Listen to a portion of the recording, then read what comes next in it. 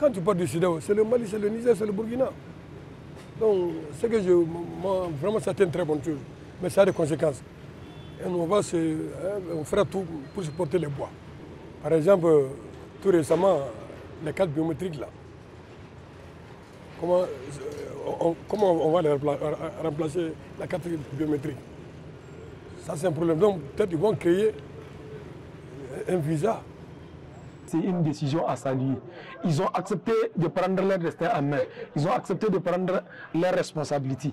Nous devons être indépendants. Et nous devrons dépasser les stades d'être indépendants verbalement. Nous devrons poser des actes allant dans le sens de nous garantir notre propre souveraineté. Tant sur le plan énergétique, tant sur le plan sécuritaire, tant sur le plan économique, tant sur n'importe quel plan. Aussitôt que nos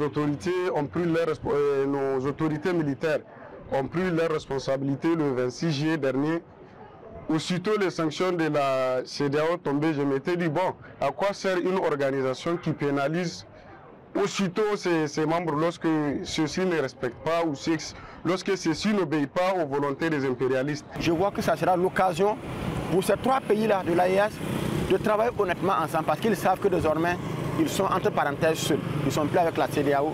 Donc tous les dégâts sont tournés entre eux. Ils doivent conjuguer de manière honnête leurs efforts. Avantage également, ça sera l'occasion pour ces pays-là, donc le Burkina Faso, de se tourner vers d'autres partenaires potentiels.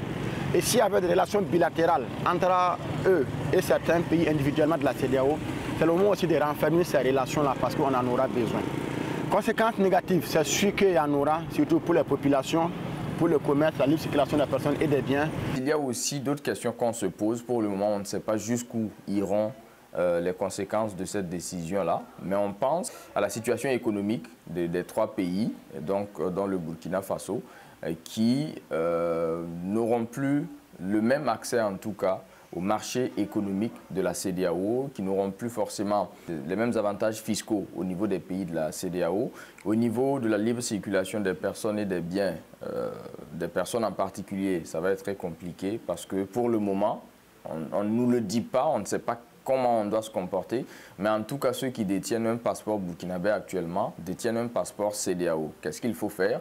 C'est autant de questions qu'on se pose. Donc, on peut dire qu'il y a quand même des interrogations qu'on a, surtout qu'au niveau du communiqué de ces trois États-là, on a voulu que l'effet soit immédiat.